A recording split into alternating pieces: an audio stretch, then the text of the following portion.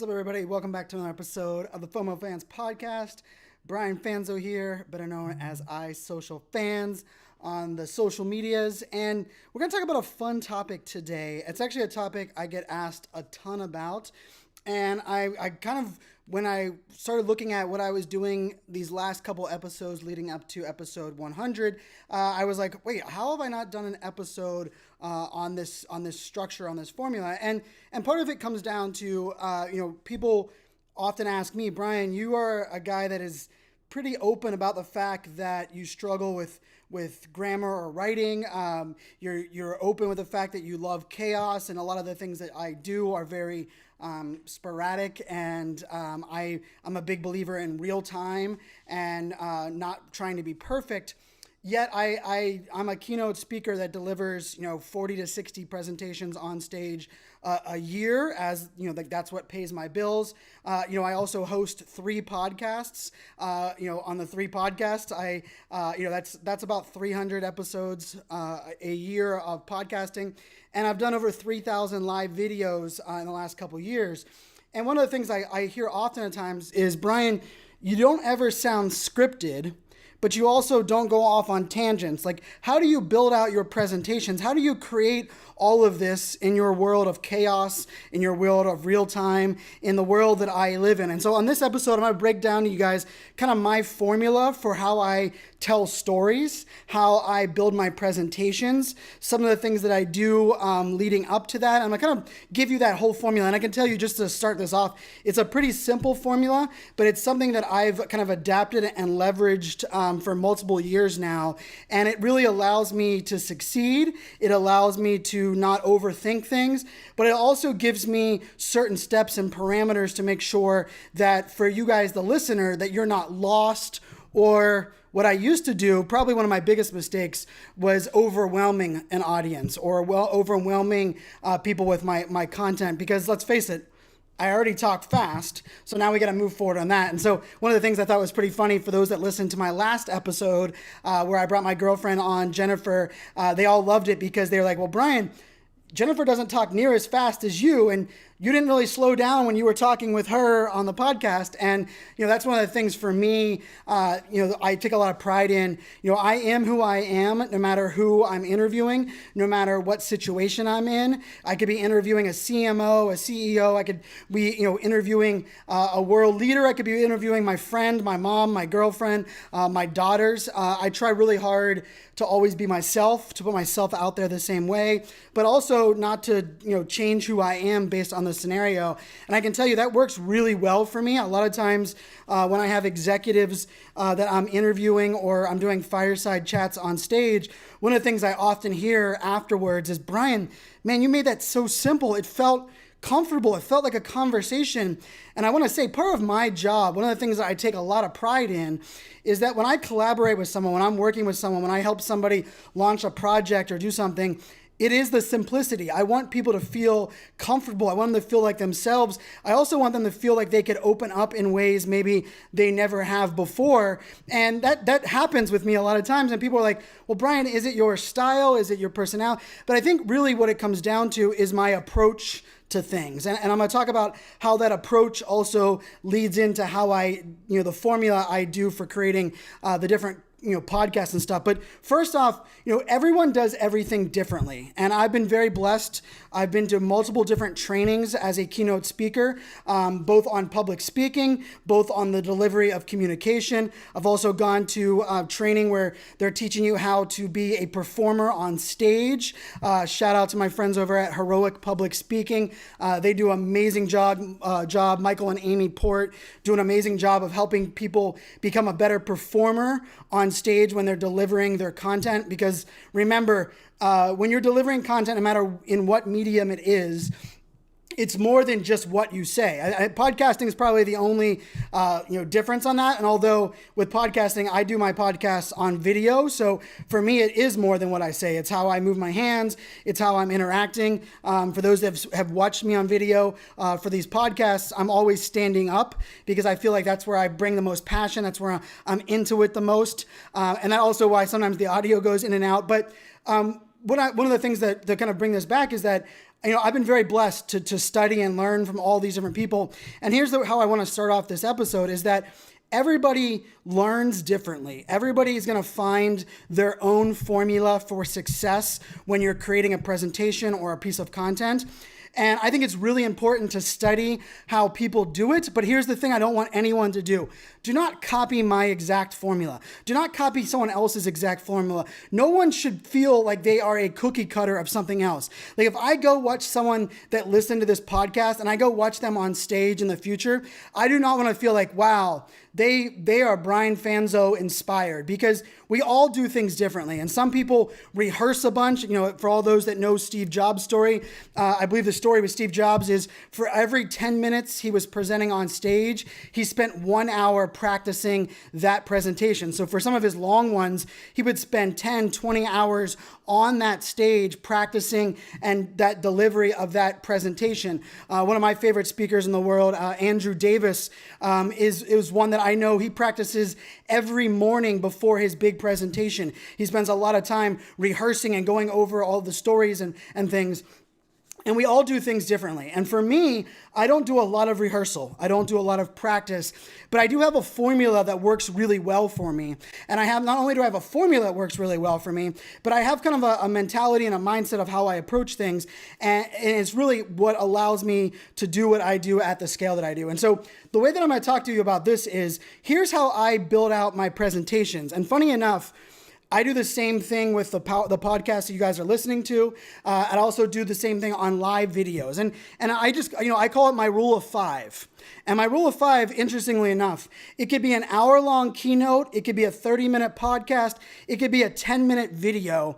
And I try to stick to my rule of 5 every single time. And what that rule of 5 is to me is that I have 5 key things that I want to include in this piece of content. So 5 key takeaways. And now this is where I want to kind of walk you guys through this process. These aren't 5 scripts that I want to talk about. These aren't 5 questions that I want to answer. These are 5 takeaways that I want the consumer, those that are either watching me in the audience, those that are listening from me on a podcast, or those that are, no matter where someone's consuming it, these are 5 things that I want someone to take away. And what I mean by that is they have to be simple enough that someone can repeat them, right? A great storyteller that tells great stories it creates a connection with the audience so that the audience can retell that story in a similar way or give the gist of that story, right? So for me as a presenter, I talk about a lot of things. I talk really fast, but ultimately I use my rule of 5. And now here's one of the things that I do with this rule of 5 and how I build out my presentations is that of the 5 things that I want people to remember and take away from either a podcast, a live video, or a keynote, 3 of them are going to be hard-hitting items. 3 of them are going to be like either business related or really, or quotes, like something like really, really tangible for someone to take action with. And then 2 of them are either going to be a story or something of humor. Now, I don't think of myself as a comedian. I don't think of myself as someone that could do stand-up very easily. Although I do feel like that is something I'm gonna tackle here in the near future. But I do like to include humor, most of the time self-deprecating humor, where I make fun of myself or things that I do or the way that I present things. But I try to include humor in my presentations, and sometimes I'll include 2 or 3 funny facts or funny comments because that's also something that people remember oftentimes, right? And we have to kind of remember one of the big things with this is making sure that what we're doing and how we're creating, or telling a story, it makes it memorable, right? And so for me, that's something that is extremely important. And I will also say this, my rule of 5 that I'm going to talk to you guys about, I'm going to break down how I do this. My rule of 5, the reason that it doesn't matter how long my content is because for me, the longer I have with the audience, the more repetitive I'm going to get, the more I'm going to tell deeper stories that make things more memorable. The shorter amount of time, I'm going to get hard hitting to these 5 things. And so really, I still want only these 5 things to be what are people remembering, right? And the way that I test this out is and some of you that are listening to this might have actually heard me do this. If you come to my presentation and you see me the next day or later on in the day and you're like, Brian, that presentation was amazing. Or Brian, I loved your podcast. One of my responses almost every time is, well, what was your favorite part? What are the thing that you enjoyed the most of my podcast, or the thing you enjoyed the most, or what was the thing that your biggest takeaway? And what I want to hear is one of those 5 things. Now, if I don't hear one of those 5 things, I usually ask people like, oh, well, what led you to make that the most memorable thing? Because sometimes your audience isn't the demographic or the people that you kind of think they might be. And so they might take different things from different shows and different podcasts. But so the way I do this is I oftentimes build out a presentation where I say, okay, what are the 5 takeaways? What does success look like for me? And I write down, and I usually start with about, let's be real, I start with about 15 to 20 things that I want people to take away from a podcast or a presentation. I start with like 15 or 20 of them, right? And I'm looking at it right now for this podcast. I have my notes up here on the side, and I started off with about 10 things that I wanted to talk about on this episode.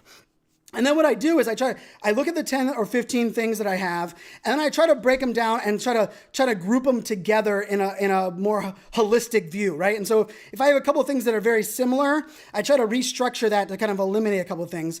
I also then think about it and say, okay, is this the right presentation for all 10 of these things? Or have I already talked about one of these things that I can reference?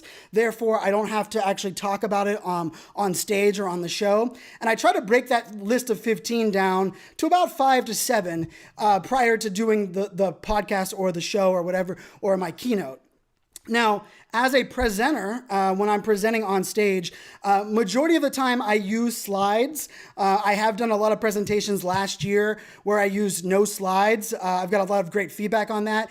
For me, it really depends on the audience. And the way that I kind of set that up is, if the audience is very social, if the audience is very marketing focused, I want to use slides that allow them to take pictures of them so they can put them out on social media to not only promote my session, but it gives me more brand awareness. So let's face it, that's one of my strategies. And you guys will notice my slides are very tweetable, which means they're not crazy colors. They look good as a picture, and they have enough information, but not too much information to give people context so that when someone tweets out a slide, people can kind of get a feeling of what I'm talking about. But I use those slides as well as a center for, or a structure of a flow for my 5 key points. So what I mean by that is my slides, for the most part, aren't my presentation. They complement what I'm going to talk about, the feeling, the stories I'm going to tell. But for me, I actually use my slides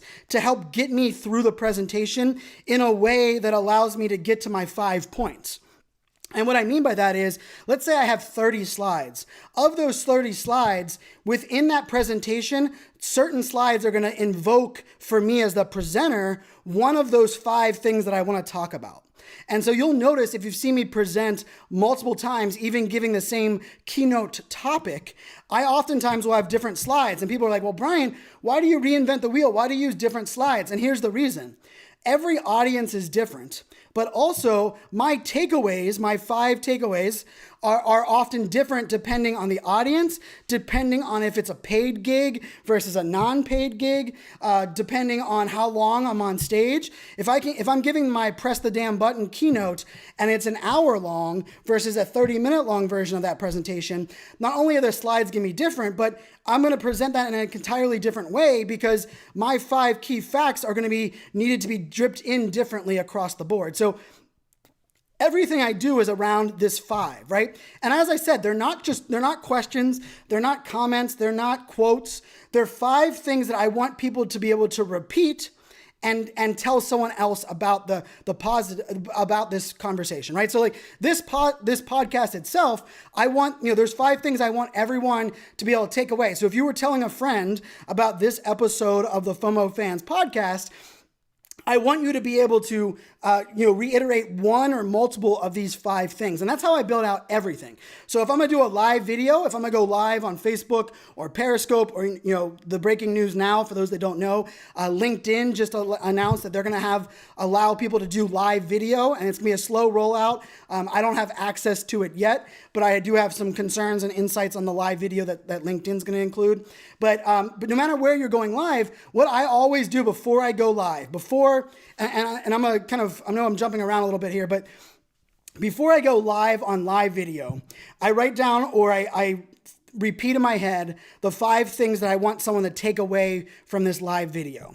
But then just before I press the button, what I think about is, okay, where is my audience that I am hoping to attract listening to this live video at? Like, where are they at physically? Are they at work? Are they at home? Are they in their car? Are they on an airplane? Like, where are they at?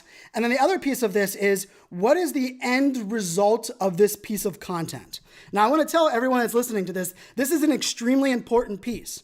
Before I create any content, I think to myself and say, where is the finished product of this piece of content going to live? So I record these podcasts on video, oftentimes on Facebook Live. But for me, the main piece of the medium of this podcast is the audio. The audio is the most important. So yes, I might talk with my hands. I might look down more, but because this piece of content is a podcast, the audio is what I feel is the most important. When I'm doing a keynote on stage and I'm building out my keynotes, for me, it's the presentation, right? So it's my delivery, where I walk on stage, how I say things, if I move forward, if I move backwards, all of these things play into account.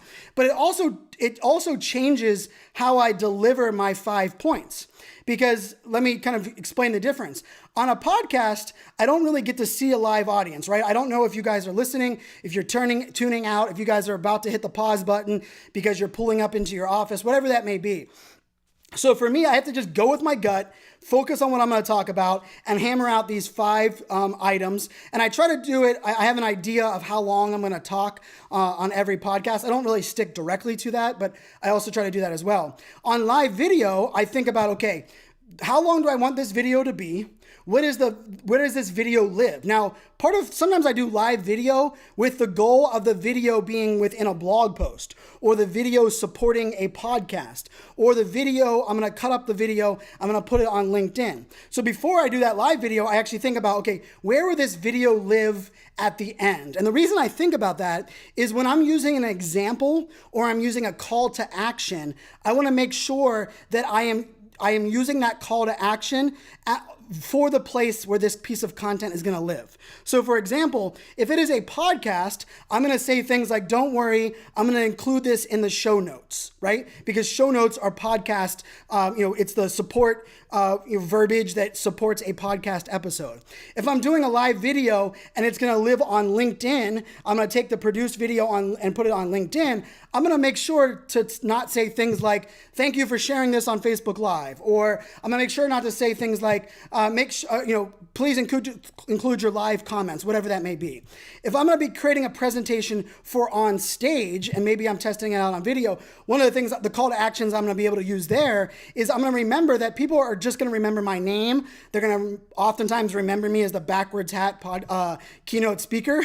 But so for there, I have to know that if I'm giving a call to action on stage, it's different than giving a call to action in a podcast. It's different than giving a call to action in a live video. It's different than giving a call to action even in a blog post. And I can tell you, this is somewhere where I think a lot of storytellers go wrong. If you listen to a lot of people on podcasts, and this is known, okay, I guess this is a knock on podcasters. To be a great podcaster, if you have an interview style format of a show, you must be a great interviewer. And here's the truth. Most people suck at interviewing. The main reason is when they ask a question, they're oftentimes just waiting for their turn to talk, not actively listening to what that person has to say.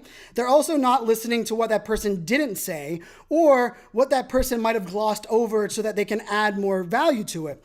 And so when you're looking at this, one of the things that really bothers me is that if you see a YouTuber launch a podcast, they oftentimes drop their call to action, telling people to go to their website or wherever it might be, the same way they do on YouTube as they on a podcast. And you'll notice this as keynote speakers. Oftentimes, the best keynote speakers that I see on stage suck at delivering a call to action within a video or on a podcast. And it's part of the reason is because they deliver it as if they're on stage. And this is really, really, really important. Although I build every one of my pieces of content the same way with my 5 key factors, right? These are my 5 key points that I want to include in every time. Even though every one of my presentations are the same, here's the biggest caveat. The way that I deliver my stories are different depending on the medium and depending on the audience. And the way that I use my call to actions, getting people to take action, are different depending on the medium and depending on the audience. So I think that's extremely important for those that are listening here, because oftentimes I think this is a struggle we have. Just because you're a great, you're great at on stage doesn't mean you're a great interviewer. Just because you're a great interviewer does not mean you're a great keynote speaker. Just because you're great at a subject matter expert on working on some tool like Facebook ads doesn't mean you're great at conveying that message with other people. And always, this is something that I really stress, is one of my goals is not, and when I'm creating my presentations, and the podcast is the same way, I don't want ever people to feel that are listening to my podcast, that are watching me on live video, or that are seeing me on stage. My goal is not to make the audience feel that I am smarter than them. Because let's face it, I'm not. And I'm not conveying that.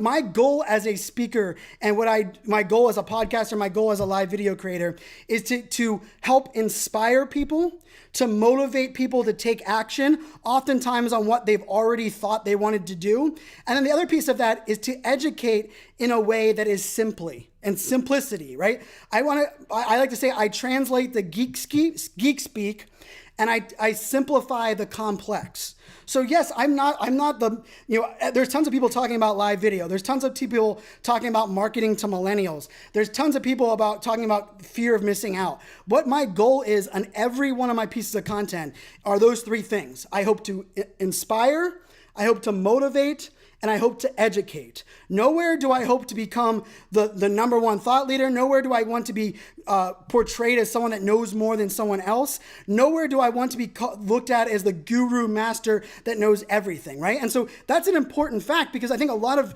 new speakers, they get up there and their whole goal is to make themselves feel smarter than the people that are in the audience. And here's the thing that's bad about that, especially as a speaker. You're already on a stage, you're already on an elevated platform, and you already have people's attention. They already are buying in to the validity of what you have to say. If you then talk down to them and want them to make you feel like you are more important, they will immediately tune that out, because let's face it, we don't believe anybody that says they're perfect, and we don't need more people telling us why they're better than us. What we hope people do is that they're relatable, they connect with us, they simplify complex conversations or complex ideas, and then ultimately they inspire or motivate us to do our job better, to do our lives better. And remember, for me, all of my content is business focused, right? I am a business minded content creator. I don't create entertaining content. I'm not jumping, I'm not taking jackass style content. I'm not, singing or dancing. Let's face it, I can't sing or dance. I love live music and all that stuff.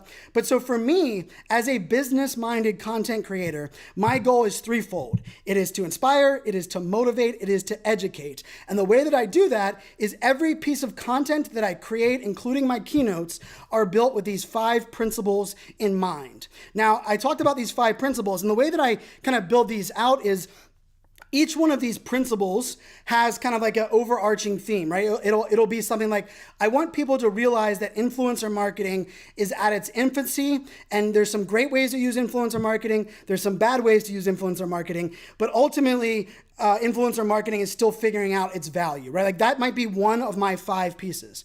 Now, how I do that as a keynote speaker is that for every one of those 5 things, I also have a story or an example or a piece of data that I'm going to also reference with my 5 key facts, right? So as a presenter, yes, I only have 5 things that I hope people take away, but for each one of those 5 things, I support it with a story, a piece of data, or reiterating it again in my presentation, right? So Now, as a keynote speaker, one of my skill sets, and I've talked about this a little bit. I'm gonna have a future podcast about this. I'm a poker player. I trained as a poker player. I was a professional poker player, and one of the things that I've done, I spent a lot of time doing, was studying nonverbal cues. And so for me, when I have an audience and I'm going through my five key takeaways, what I do is I read the audience. And as I'm delivering one of those 5 key takeaways, I'm reading the audience to say, are they enjoying it? Did I surprise them? Are they shaking their head because they can, giving me confirmation? Are they giving me a look of confusion? Depending on what that audience feel is, then depends on what story I tell or how long my story is, or if I reference data. So funny enough, I don't usually include a lot of data on my slides. And the reason that is because if I'm delivering a point and I'm hammering it home and I feel like the audience is receiving that really well, I don't want to add data on top of it to confuse the point or to take people back a step, right? If I know that the audience is getting it, I will oftentimes go to my shorter story to kind of just reiterate it, and then I'll move on to the next point. If I see that my audience is not receiving one of those 5 key points and they look shocked or confused, I then will oftentimes go to a much longer story where I will say things like, okay, let me paint the picture for you guys, or here's a perfect example of why this makes sense, right? And I will do that, in the flow. And then if I get through that story and I start to realize that, okay, I'm winning people over, but they're still slightly have a look of confusion, or maybe they've tucked their feet underneath their desk. Just a hint, feet give away the most out of everybody. But if I'm still not sold, I will oftentimes throw a piece of data back into everything that I'm doing. So here's one of my secrets of those 5 things that I talk about.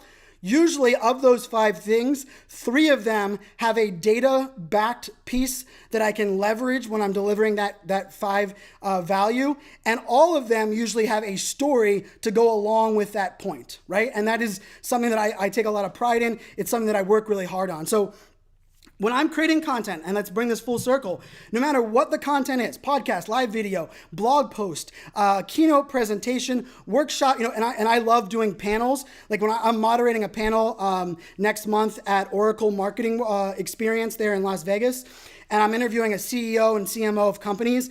Funny enough, we're having our pre-call for that panel that I'm moderating next week. And do you know what I'm doing on that panel? I'm talking these people through, and they're going to want me to give them the questions I'm going to ask them. I'm not going to give them that. I'm going to ask them certain questions because my goal is to get those 5 key points. And what I'm going to tell them is throughout this panel discussion that I'm moderating, I'm going to get you to make sure that we cover the 5 main areas that we as a panel agree to. I take so much pride in moderating. I take so much pride in interviewing. And just so you guys know, here's a little tease. The podcast after episode 100, there's gonna be a lot more interviews on this podcast because I love interviewing smart people. I love interviewing people in my life, and I have so many great people that are doing great things that I wanna use this medium to bring their stories to you guys, the audience. So stay tuned to that. But so no matter what kind of content I'm creating, moderating a podcast, moderating a panel discussion, giving a keynote, delivering a podcast, creating live video, writing a blog for a website, no matter what I'm doing, I try to focus on having 5 key takeaways. I put them on a sticky note. I put them up there on right underneath the camera most of the time. And I try to make them bold enough and big enough words that I don't have to actually read them. Like most people will never see my eyes moving to read them, but I try to work my way through. Now, I will tell you, the order of these 5 things oftentimes does not matter.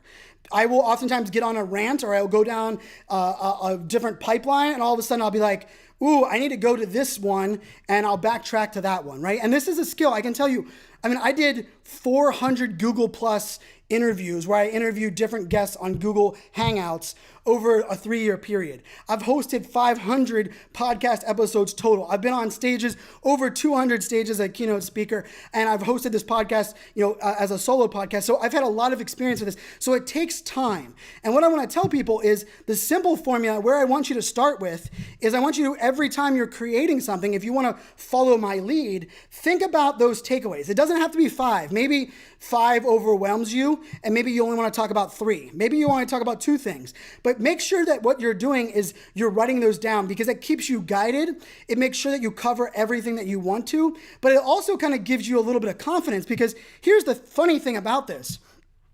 I tell people to press the damn button.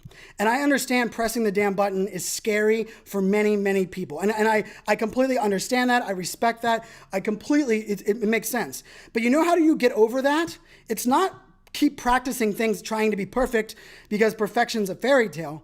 It's about creating a formula or a process that gets you comfortable. For me, my process for making me comfortable are these 5 steps, these 5 things that I do every time. Sometimes I write them down. Sometimes I think about it in my head just before I go live. Sometimes I will write out an entire blog post with those 5 things and then do a podcast afterwards. It really just depends on where I'm at in the content flow. But yes, surprisingly enough, my content sounds like real time. It oftentimes sounds like I'm shooting off, from the seat of my pants, and a little bit sporadic. But everything I create, from keynotes to podcast to live video, is built around these 5 things. So I challenge everyone to start figuring out what works for you. If you're like my friend Andrew Davis and rehearsal means a lot to you, go do rehearsals. Rehearse the hell out of things before you press the damn button. If you're someone that likes to do multiple takes, why not do multiple takes? One of the tips I always tell people, if you're scared of video, my challenge to you, if you don't like doing video, I want you to FaceTime your family or friends 5 times this week. You don't have to worry about getting used to being on video for marketing. Just get used to being on video at all. Get on video on FaceTime using your phone and get familiar with that. And then slowly you'll start getting the training wheels off. And so I hope this kind of provided value to you guys, because it's a question I get all the time. And my keynotes, I take a ton of pride in that, but I leverage my skill set. And my skill set is that I am able to multitask. I'm able to roll with the punches. I'm able to read the audience. And I'm able, if I use these 5 key structures, I'm able to present something in a simplistic way that ultimately does what every piece of content I want to do. Every piece of content. And I would love for you guys to challenge me. Feel free to tweet me at iSocialFans if you guys are listening to this, if you have more questions. But for me, everything I do, it has 3 goals. It's to inspire you, it's to motivate you, and to educate you.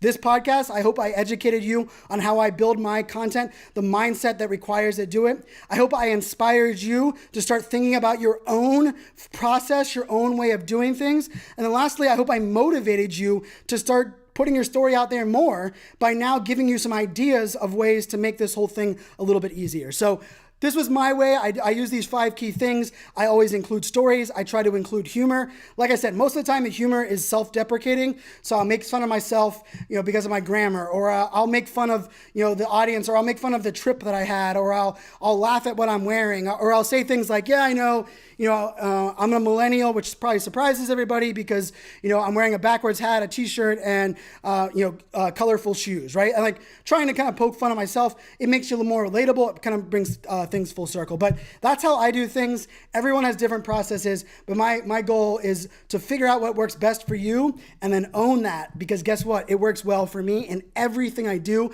I don't get overwhelmed creating a new keynote. I don't get overwhelmed creating podcasts. I don't get overwhelmed creating videos, because I have this same formula. Funny enough, I get overwhelmed writing this damn book, which is called Press the Damn Button. I think the reason I get overwhelmed by this book is because I can't use my 5 principles in this book. Or maybe I can. Stay tuned. I'll tell you guys more about that. Until next time, my name is Brian Fanzo. Remember, go above and beyond to let people know that you care, especially content creators. You will be amazed. Reach out to your favorite podcast host. Reach out to your favorite videos. Reach out to your favorite blogger. Let them know that you appreciate them. You love what they're doing. That goes so long for content creators. It continues to motivate us, continues to inspire us, and it helps us build a relationship with you, the audience, which I think everybody that's listening to this understands the value. Till next time, my name is Brian Fanzo. Cheers, my friends.